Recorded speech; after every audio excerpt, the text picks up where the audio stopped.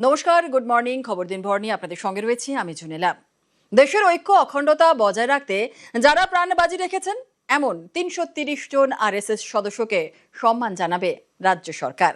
আজ নবান্নে পশ্চিমবঙ্গ লোকতন্ত্র সেনানী সম্মান তুলে দেবেন মুখ্যমন্ত্রী শুভেন্দু অধিকারী।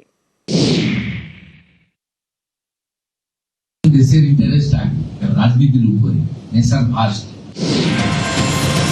ফোঁটা ফোঁটা অশ্রু, রক্ত, ঘাম, মাইল মাইল অভিমান আর ভালোবাসার নাম স্বদেশ, স্বাধীনতা, ভারতবর্ষ। সবার আগে দেশ, দেশের সেবায় আরএসএস, শতবর্ষে রাষ্ট্রীয় স্বয়ংসেবক সংঘ।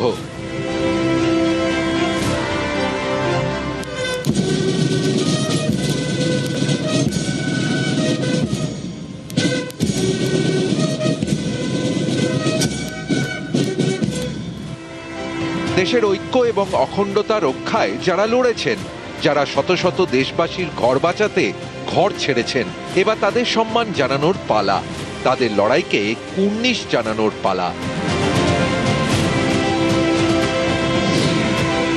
রবিবার নবান্নে পশ্চিমবঙ্গ লোকতন্ত্র সেনানী সম্মান প্রদান অনুষ্ঠান।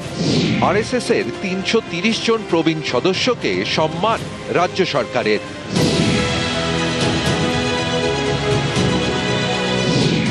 বিপ্লব রায়, জয়দেব সিংহ রায়, স্বামী অসীমানন্দ, সুনীল পদ গোস্বামী, মনোজ চট্টোপাধ্যায়, বিশ্বনাথ চক্রবর্তী, প্রতাপ বন্দ্যোপাধ্যায় এবং আরও অনেকে।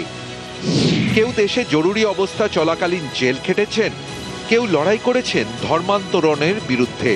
সময়ের গায়ে খোদাই করা তাদের সংগ্রামের ইতিহাস।